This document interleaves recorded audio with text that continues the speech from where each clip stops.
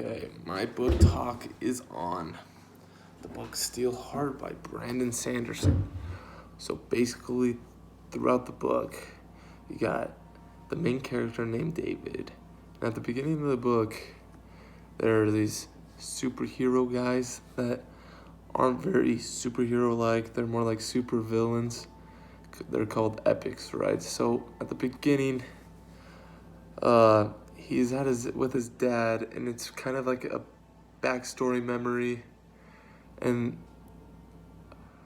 uh, so basically they're at the bank. He's telling the story like how he remembers it, because he guess he has amazing memory, right?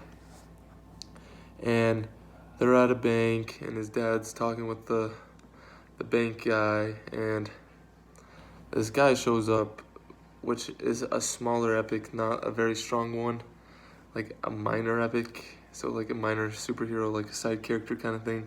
He kind of comes up, and there's a lot of people that don't have superpowers, so there's like a bunch of just regular humans, and then you got the epics, which are people with the superpowers, and he just comes in and starts havoc, killing people, causing issues. And then this big guy named Steelheart, right? He pulls up, and then he goes and actually was trying to ask the other epic to come and join his team, because he's like the top notch head honcho epic guy, right? So, more of the story, his dad shoots the head honcho, and he is scarred, right? And young David, right, remembers that. But you come to find out throughout the whole book, Steelheart is technically invincible. Yes, they all have vulnerabilities, but most of them are the super powerful ones aren't invincible, and it's hard to figure out what's their vulnerabilities. So they don't die to guns. Guns don't really hurt them, but for some reason this gun actually did hurt him. So it was kind of weird, and Steelheart ends up killing his dad, and then pretty much the whole story is David trying to get revenge on a higher head honcho, super powerful, strongest guy there, while he's a puny, weak, no powers kid, right? And throughout the show, not the show, the book, he figures out that there's, a group, a gang called the Reckoners that capture and kill epics that are causing problems. And he studies them and figures out where their next attack is going to be on which epic.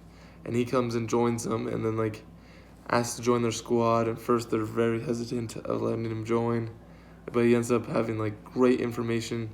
He knows the weak spots of the top three, powerful epics, and kind of joins them and helps them defeat many of the epics. So I would say the theme of the book, I would say, is about revenge, but you can't do it all by yourself.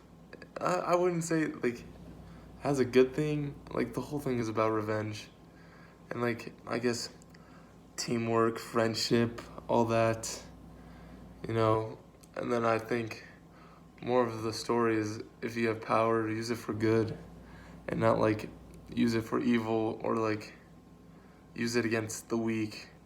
And overall, why I like this book is because at the very beginning, it really caught my attention. Most books I don't read because it's very, boring at the beginning, I guess, because most books are you're learning the characters, you're, learning about them, learning about his friends. But this one jumps off right at the start. His dad dies. There's pretty much revenge. I'm all about that stuff. I mean, like, personally, I don't go revenge, but I just felt like the hook was there, so it got me very into the book. And I don't know, maybe I'll go and read more of his books, but at the moment, this is the only book I have read. So that is my book talk.